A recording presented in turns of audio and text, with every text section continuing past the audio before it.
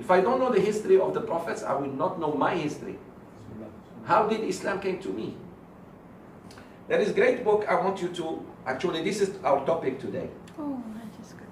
This book is very good, buy it. Yeah. It's called The Hallmark of Leadership, Prophet Muhammad Sallallahu Alaihi Wasallam.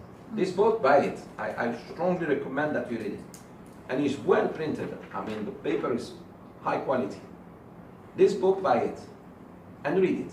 No, it shows you, because we all think the Prophet ﷺ was a good sheikh.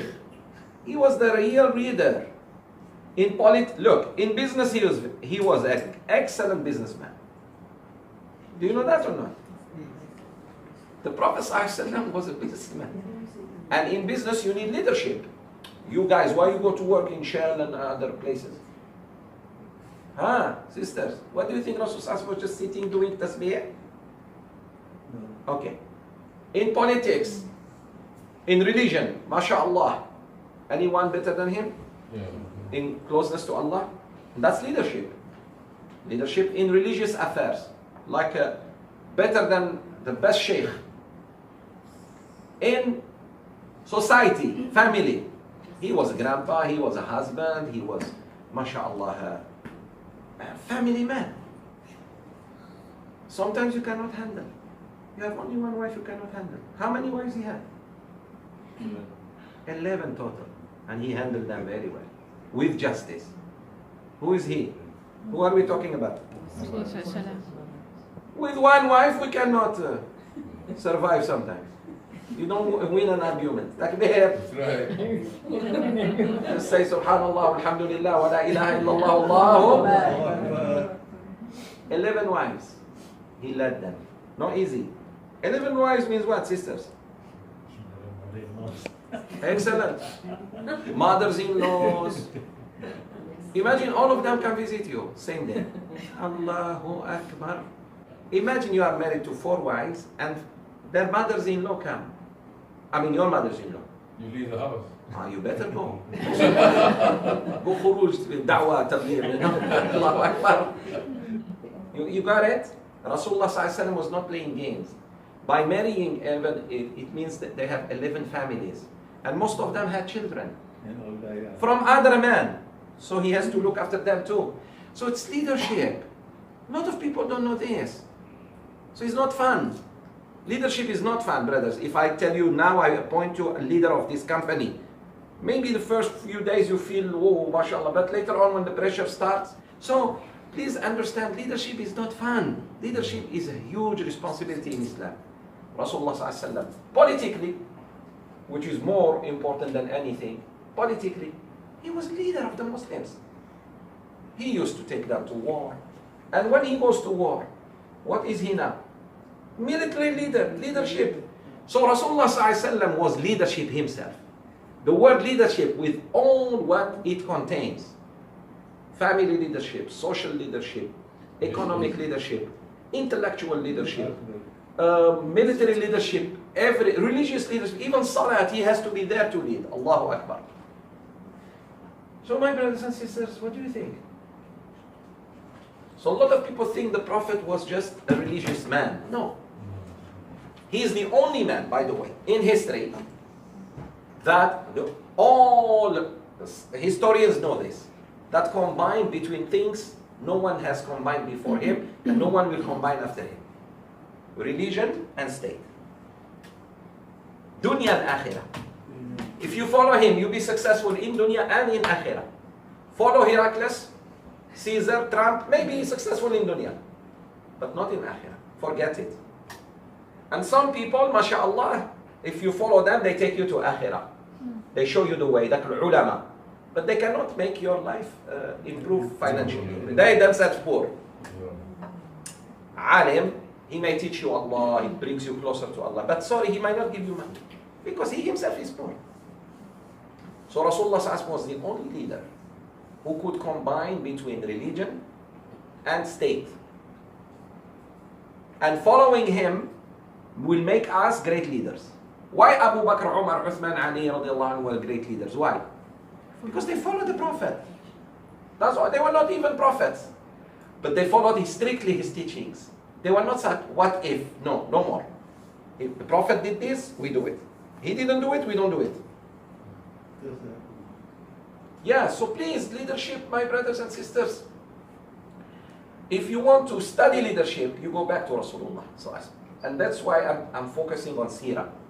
At least the children would know something about the Prophet ﷺ. Maybe now they don't realize it. When they grow up, they start. There are many things I studied when I was a kid. Now I'm understanding them now. After 40, 50, almost 50 years, I'm realizing like, wow, that's what the Sheikh was saying. Because it's something like water. You better have water with you in the car when you travel. You might not need it at all, inshallah. But let's say there is problem now. And you're stranded. By the time another car comes to help you, drink some water at least. Now you understand the importance of having water in the car. A lot of people travel without water.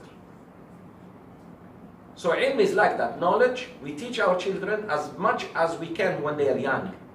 One day they start, oh, now I know why that thing the Prophet went to the battle. Why the Prophet changed, what you call, switched from defensive to offensive.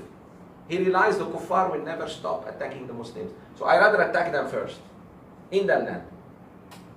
Which is what we call preemptive strikes. Which George W. Bush does. He says, I rather go to them before they come to me. But he's doing it to wrong people. We don't do it to wrong people. We do it because we know Trump is after our money.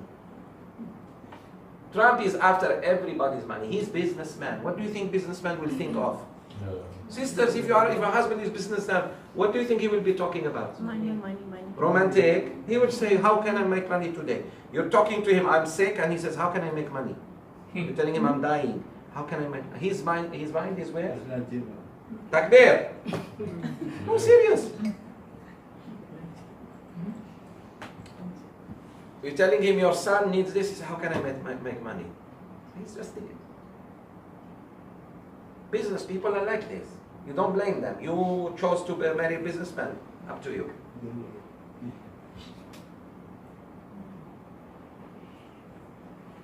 So, leadership of Rasulullah ﷺ is not just, subhanAllah, in one thing. It was horizontal and vertical. Look, it was horizontal, it covers the whole horizon, and it was vertical also. For example, he led by example, peace be upon him. Before he says anything, he does it. How about that? Can you beat a leader like that? Why our leaders, we don't like them, most of them? Because they never do things first. We don't see them and their children, for example, feeding the hungry. Because they are not leading by example. Leader cannot even lead the salat. You're a political leader. So, and you cannot even lead me in the prayer. What's that? Oh, if you know how to give a speech in politics, you learn to give a speech khutbah. I don't care. Learn, rehearse, and give khutbah, Quran and hadith. And lead us in the salat. Let's check your Fatiha. Maybe he reads it with mistakes.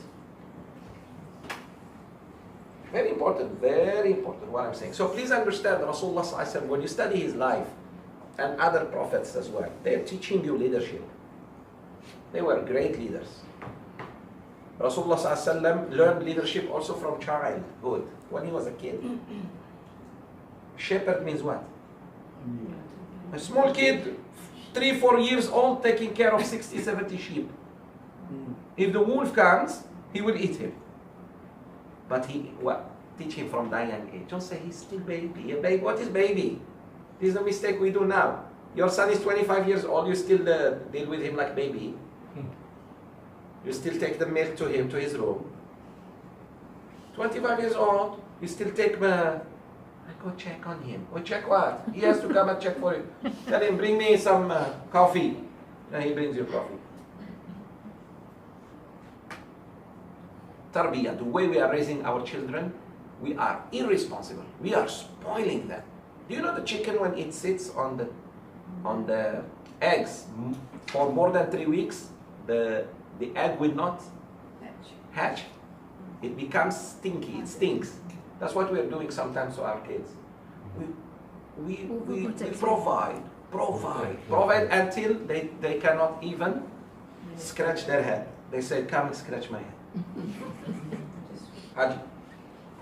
The parent died when he was young. Very good. Who became? Excellent. The Prophet ﷺ didn't see his father. He didn't even see his father. When his mother got pregnant, the father died. So his mother looked after him. But she couldn't breastfeed him. She had no milk. And she had to give him to the women who come to Mecca to carry babies from Kampung. So Allah wanted him to go through that hardship. That lady gave him milk. But he's a small kid and she was poor. So he plays with the children and he started living with animals and taking care of them. So he became mature. By the age of 6, he lost his mom. So his grandpa took care of him. His grandpa. His grandpa died when the Prophet was 8 years old, meaning 2 years later. Then his uncle, Abu Talib. Abu Talib added him to the family. But Abu Talib, since the boy couldn't read and write, he taught him business. Taught him how to buy and sell. So besides, sometimes he's shepherd, sometimes he buys and sells with his uncle. So he was between being responsible after big animals, including camels. When we say he was shepherd, he was not shepherd just for sheep, camels. So he learned how to put down a camel, how to jump on a camel, horse, this. He was mature from young age. Then he started buying and selling.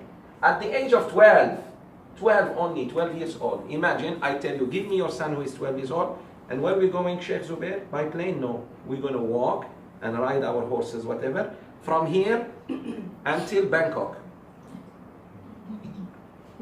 With all the dangers of the road, yes. And he went with his uncle's caravan. On the way, he learned many things. So, the journey was 3 months to go, 3 months to come. 6 months, he became 20 years old in his mind. These are the hardships that, you know, your son, as long as he's with you, he might not learn. But send him with someone who doesn't have the emotion of father and mother. Eat. Don't eat, sleep like that. In the morning, he eats anything. Because he slept hungry.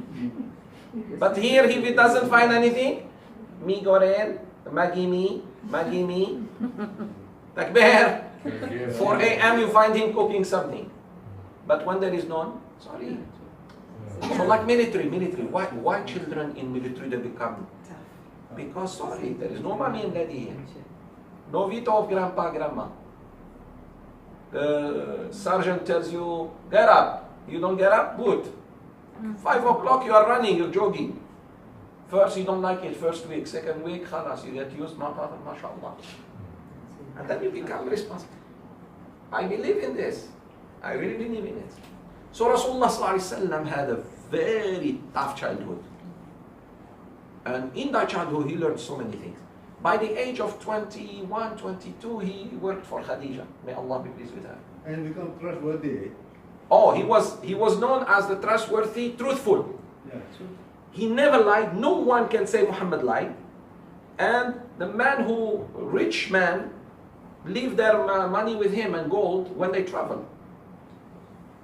So he was known as the trustworthy, truthful. The man who never lies, the man who never steals. By the age of 21, he was looking for a job. There is this lady who is looking for managers for her business. She hires him. He doesn't know her, she doesn't know him. But she hears good news about him. Not only she hears, but now she sees. She sees this man is not like any one of her managers. She had many managers because she was a... Sisters, I want to focus on this. When we say Khadija radiallahu anha was businesswoman, doesn't mean she was doing business by herself. She was an investor. She invested money. She was not going to the market buying and selling. Her husband, 2 husbands before Rasulullah. She had two husbands. She was married twice. The first one died, the second one died. Before she met Rasulullah. Subhanallah. They used to do things for her. And she inherited a lot of money from her father, Khuwaylid, and from her two husbands. When she heard of him and saw with her own eyes how much money he used to bring compared to others who traveled with him. You put me on the cashier. Monday, working day. Restaurant.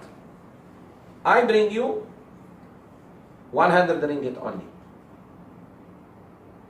Another person, Zaki, same day, a working day, not like holiday or whatever. He brings 1,000. What does that mean? So, same food, we cooked 10 kilos of rice, 10 chicken, 6 fish, and we sold the same as I sold last day, he sold. Oh, someone is stealing. You don't need the, what do we call rocket science. Someone is stealing. So she got very impressed. This man is not just bringing double or triple of what the other, but this man, moreover, she had a boy with him. She told him, watch him and bring me news. That boy was, Maisara his name, Maisara. He said, Khadija, you should see this man. He is incredible. He is so good. I mean, when he enters the market, there is something in the market. I cannot explain it because positive energy he brings with him. Everybody wants to buy and sell with him. He's easy in buying and selling. You know, some people are very difficult. For 1 ringgit, they turn you down. Come on, man. For example, 99. Yeah. Or someone tells you, leave it for me, 90 ringgit. Say no. Come on, man. The market is about to close. Like, you know, your markets, what do you call it? Basamalan. You're about to go. 8 o'clock, 9. Someone comes and say, give me that papaya that is about to expire. With 5 ringgit, you say no. 10 ringgit, okay. Yeah, give him. Be easy. So Rasulullah ﷺ was so good. So Khadija got interested. Why she got interested? She was already a married woman. She already experienced it. And she had kids. And she had wealth. She's not dying. You know, some women are desperate. No. This woman is rich. She has her own business. And she had already kids. She had 3. 3 kids from the previous marriages. She has what every woman needs. If a woman is rich, and she already was married, widow twice, and she has, mashallah, kids, she doesn't need anything. But she saw in this man what every woman should look for. Because most women are not looking for. You know what the way I'm speaking? Like bear. The women of today, they look at you and they want to see how much money you have.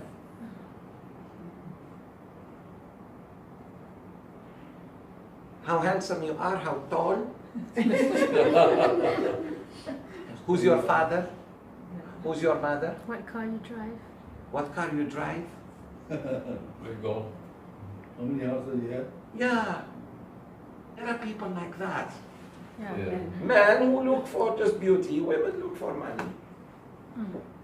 Sisters, don't be like that. For you, at least for your daughters. The boy is good, mu'min, fears Allah, has a job, and he comes to ask the hand of your daughter.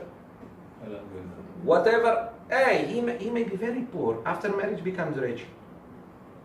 I know people like that. And I know people who are wallahi very rich. When they got married, everything went down. Yeah. No, don't do that. As long as your daughter will be happy, let her go. But give her to mu'min, someone who fears Allah. You know he goes to the masjid. He's good to his parents. He treats his mother very well. Any boy who treats his mother well, he will treat your daughter well. Yes. Remember this. You see him just very close to his mom. It means he has that love towards a female, his mom. So he will treat your daughter very well. But if his mom, he will not. He couldn't even love his mom. He will love your daughter. He's after something. So always watch. Watch what he does. Same thing for a girl. Before you go seek a hand of a girl for your son, see what type of this. She doesn't even pray on time. Anyone who doesn't have respect to Allah will not have respect to you. Forget it. MashaAllah. So Rasulullah was that type of leader. Then, MashaAllah, he became leader of the house. And he was so good to her children. Usually stepfathers don't care about children who are not theirs, right? The Prophet was an exception. Hind, the son of Khadija, radiallahu anha, not only loved his stepfather Muhammad sallallahu alaihi wasallam, but he became Muslim. And he fought with him all the battles. All the battles. Because he knew this man was so nice to his mom.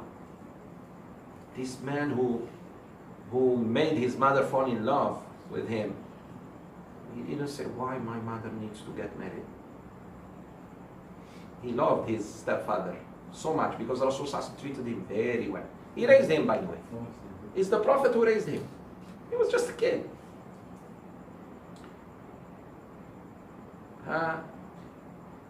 And he fought in all the battles. After the death of Prophet ﷺ and after the death of Abu Bakr, Umar, Uthman, Ali. In the time of Ali, he died. He lived long. So then he became prophet. Then we know his leadership in prophethood. Until his death. Sallallahu Alaihi Wasallam. So he was the type of leader by example.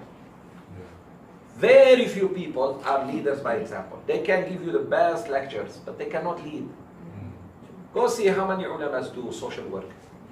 Go see. How many alim go to feed the hungry? Go to war zone. Disasters. Very few. Very few. Very few will put their boots and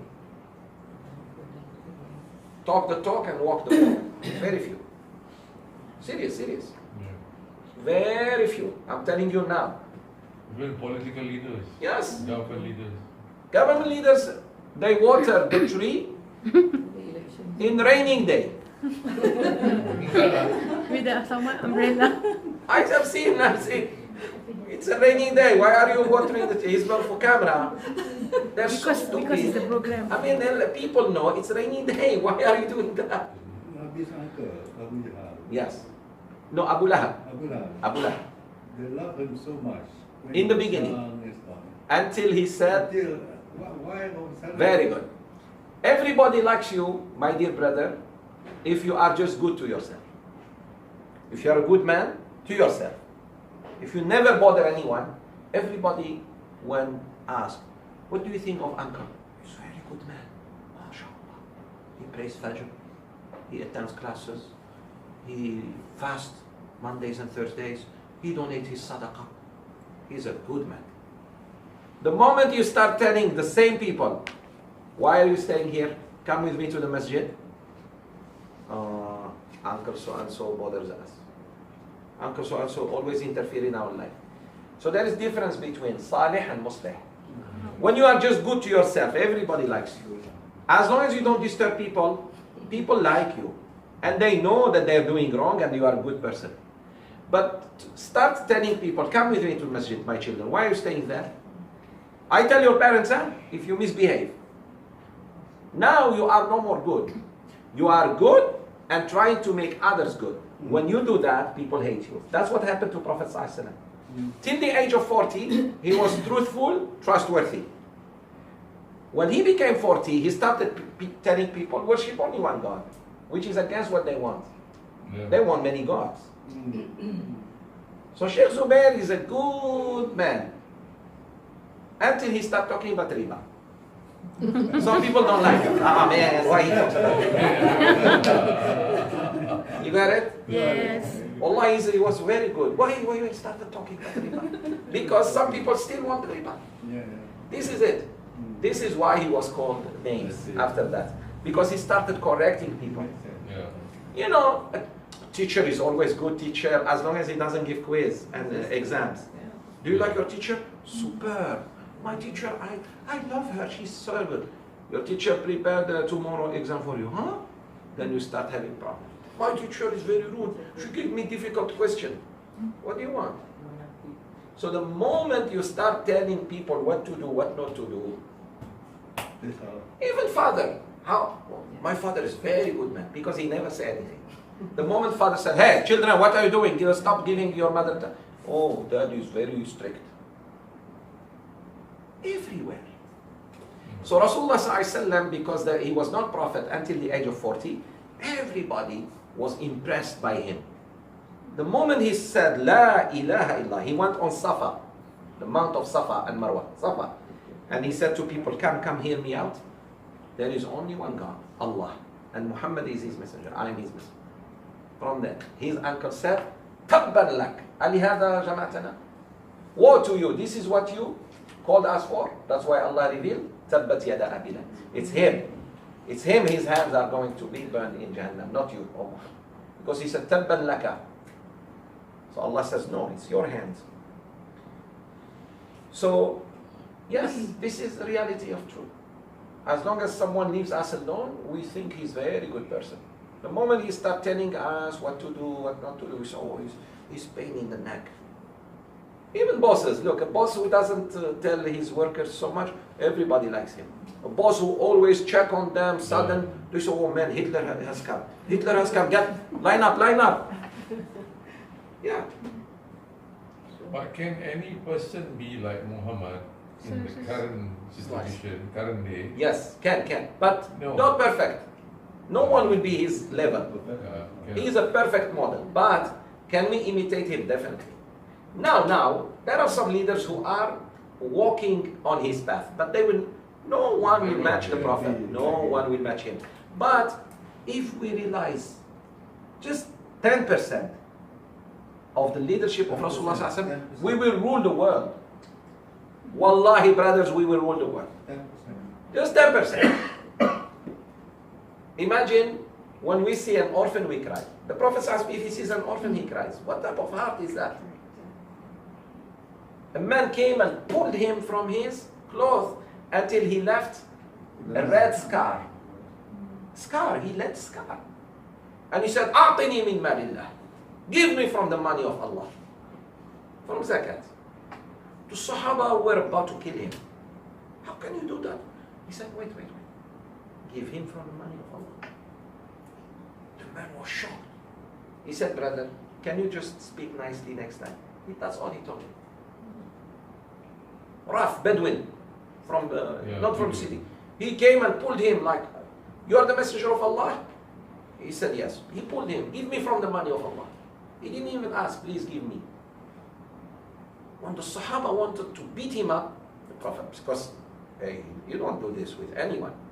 He said, wait, give him from the money. Give him from zakat. Then he said, well, only one thing. Can you speak nice next time? That's all. Because he might not be. It's another Sahabi. You do that to Umar ibn Khattab, you're dead. Yeah. Another man is not the Prophet. So he was worried for him. The man cried and changed completely. He said, I've never seen Halim, a kinder person than you. Never in my life. So it's like that. Because that man, when he did that, he's out, jahil, he doesn't know. It's not like, so leaders like this. The Azman and his people, there's a group who's doing this thing, bringing back the Prophet's Inshallah, traditions. Yes, definitely. Yeah, so Mass. Because we Forget. Why I'm teaching the children seerah? And you see, children learn this way. Look, sisters, for you adults, I can tell you, leadership of Rasulullah in economics. Because high level, you can understand this thing. The children, I will not tell them that. I say, for example, Rasulullah did business. So the children learn. If the Prophet was businessman, I can do business. One day. You see what I mean? So that's how they learn. You enforce certain, indirectly, and subtly. You don't have to be direct. Indirectly, certain positive concepts. So then, he was responsible, he used to help, he used to clean. For example, when he told the Sahaba build the masjid, peace be upon him. He was carrying 2 stones, while they were carrying 1 stone. So he was not the leader who tells people to do and he never does. While the Sahaba were carrying 1 stone to build the wall, he was carrying 2. So the Sahaba were shocked. They doubled their efforts. This is the leader.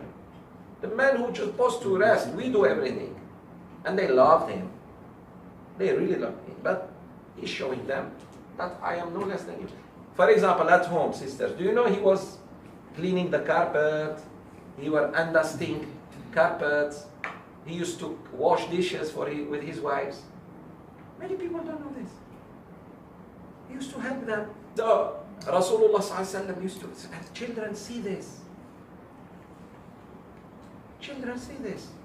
So he leads by example. Yes, he leads by example. Yes. So please understand that. He could have had the life of very, very luxurious life. He refused. 63, that's all. He went back to the one he loved so much. Leaving 9 wives. He left 9 wives. The Prophet can. For us, man, we cannot marry more than 4. And don't try. Because more than 1 you are dead. Shaheed. Takbir. No, listen, please. Allah says, فَانْكِحُوا مَا طَابَ لَكُم مِّنَ النِّسَاءِ مَثْنَى وَثُلَاثَ وَرُبَاعَ. And he started by 2, by the way, ladies. Look at them, how they're looking. Started with 2. He started with 2. That's why the ulama said, actually, the right thing is not to stick to 1. But khalas. Marry of your liking, twice, thrice, and 4. Oh. If you cannot, stick to 1. That's what the Quran said. It started with 2. Brothers, sisters, it started with 2. Marry of your liking. This is why some ulama say, having more than 1 is wajib. Some ulama say. See, selective hearing. Wajib. He heard only wajib. He didn't hear some of the ulama say. No, listen. Please understand, this is the Quran. The Quran didn't say marry 1 and 2 and 3 and 4. Pay attention. What did the Quran say? Marry of your liking, twice, 3, thrice, and 4. If you can't do justice, then stick to 1. If you can't. So the ulama said, if you look at the ayah, it started with 2. It didn't start with 1. The Quran didn't say marry 1 and 2 and 3 and 4. Why Allah started with number 2? Why didn't start with 1? When you count, do you say 2, 3, 4 or you say 1, 2, 3, 4? You start with 1. He didn't start with 1. Some ulama took the ayah and said, this is our proof that marrying more than 1 is okay. It's super okay. But no more than 4. Because Allah limited 4. Some other ulama said no. The fear of not doing justice is bigger. Therefore we stick to 1. This is how the ulama differ. In faham. Not in the ayah. The ayah is just 1. In understanding it. Okay. Alright. Now, for Rasulullah he can marry more. Why? There are certain exceptions that Allah has given to a boss of a company. Does he have some exceptions other than the workers? Yeah. Very good. Same. Privileges. The Prophet ﷺ was ordered by Allah to marry those women. And these women, I tell you later on why he married them. But now, there are few more, exceptions to Rasulullah ﷺ that many people don't mention. One of them is Qiyamul Layl. Qiyamul Layl is wajib for him. It's not wajib for us. That's an exception for him. But it's a huge burden on him. Qiyamul Layl is wajib for the Prophet. For you and me, it's a sunnah. Also, he can fast continuously without breaking the fast at Maghrib. Without eating anything. And he did it for 5 days. He didn't eat and drink for 5 days. 5 days. He was. And he broke it at 5. Actually, he wanted to do 10. I tell you why. He broke it because one of the Sahaba started doing like him. Wow. When the Prophet heard that, he went to him and said, break your fast right now. There are certain things Allah only allowed me. If you do, it will be hard on you. So, marrying more than 4 is no fun. Wallahi, no fun, brothers and sisters. Because look, everyone you have to give her time. And you have to be fair. 2 wives is difficult. 1 wife is difficult. Do we give you time, sisters? Sometimes you really miss your husband, you want him to come to eat, you are afraid, you want to talk, he is not available. So, do you think a man will do so much justice between 2? Difficult. Very difficult. Very difficult. Now, he may do justice in terms of giving money, but justice in time? Are you that happy like the other one? Or number 2, you are smiling so much, number 1, you are crying when you see her? No. So, for Rasulullah it was a burden to marry. Another thing, the Prophet didn't marry anyone with Khadija, which the sisters love so much, by the way. She says, bury me and then marry. Khadija, when she was alive. He didn't marry another person near her until she passed away. And Allah commanded him to remarry. He didn't want. He didn't want. Then Allah says, marry this one and this one and this one and this one. Do you know all the wives of Rasulullah he married in Medina? Yes.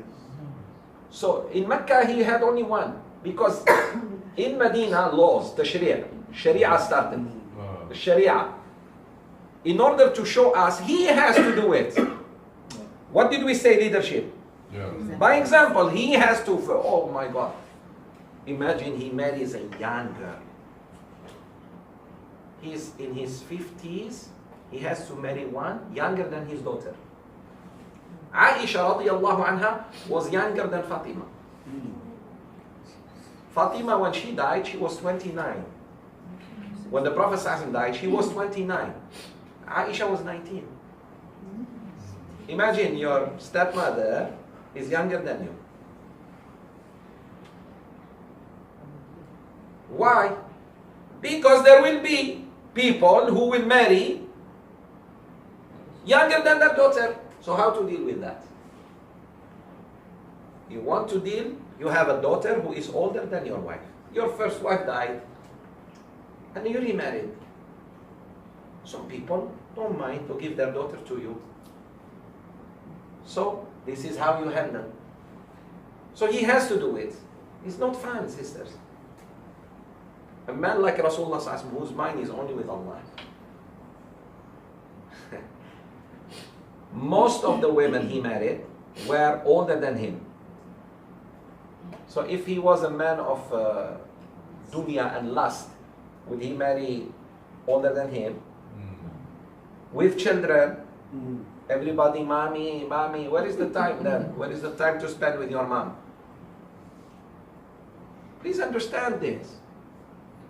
And from different tribes. No one was from the same tribe. Why? To bring the tribes union. The Arabs never got together except through marriage. This is why the Prophet says, for example, I marry one from Johor and I marry one from Pahang. Between Johor and Pahang there is war.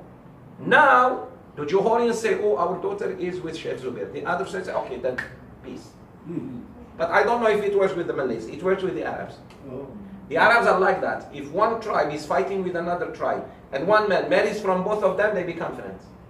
They say, we are family now. They respect the blood. Even through marriage. Our son, our daughter is married there. Our daughter also married there. Okay, let's make peace. That's what happened. Otherwise, please understand, a man is... Another thing we forget about the marriage of Rasulullah with many wives. The rule, when the Prophet was born, and until after his death, the rule is to marry 10 wives. The rule for a man, noble man, he has to have 10 wives without the concubines, without the slaves. So he has 10 wives.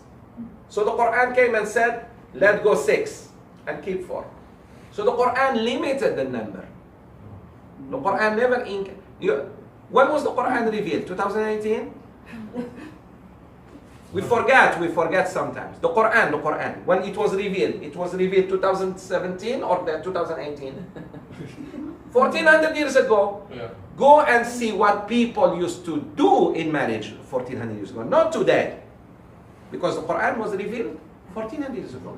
1400 years ago, whether you are in Rome or Persia or Arabia or Africa, wherever the world used to be, women were available for one man. 10 wives per man. Minimum.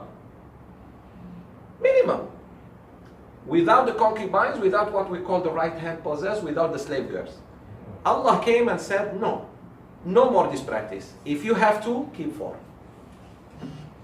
And never 2 sisters same time. So one of the Sahaba had 10 wives. 10 wives. Rasulullah ﷺ called him and he said, I heard you have 10 wives and 2 of them are sisters. He said, yes, Ya Rasulullah. He said, go and divorce 6 and keep 4. And among those 4, make sure 2 are not sisters. Let them go. Allah will give them other husbands. But it's bad. The man used to marry the auntie and her daughter and her niece. The man used to marry auntie and her niece. Jahil.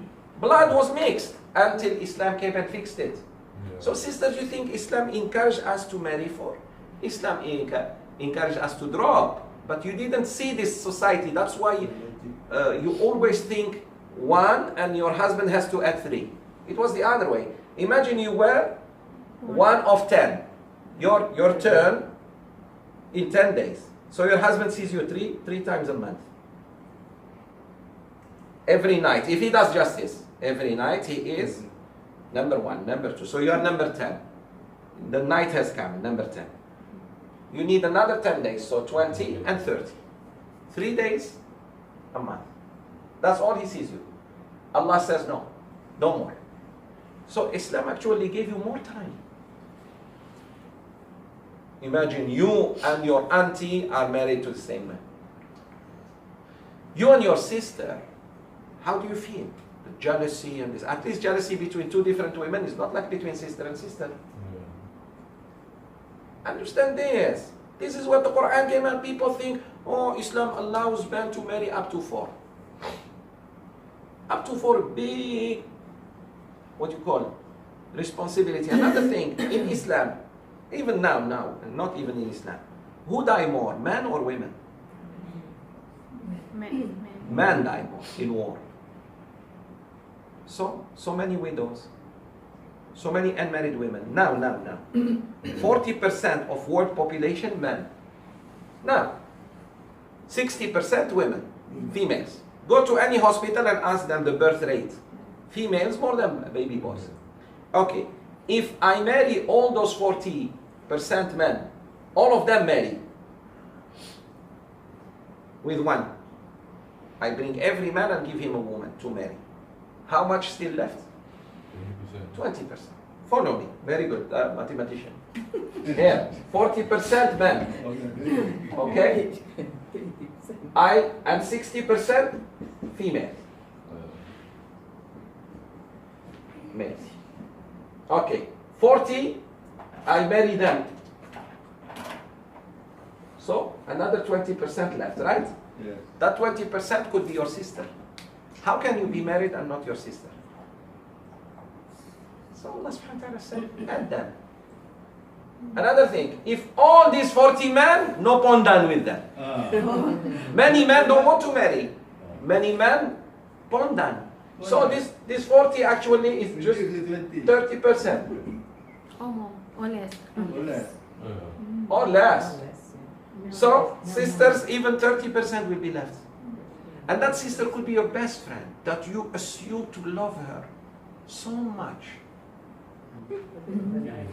So that's the leadership. We stop here, inshallah.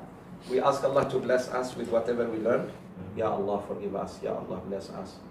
Ya Allah, your rahmah. Ameen. سبحانك اللهم وبحمدك نشهد أن لا إله إلا أنت نستغفرك ونتوب إليك. لا حول ولا قوة.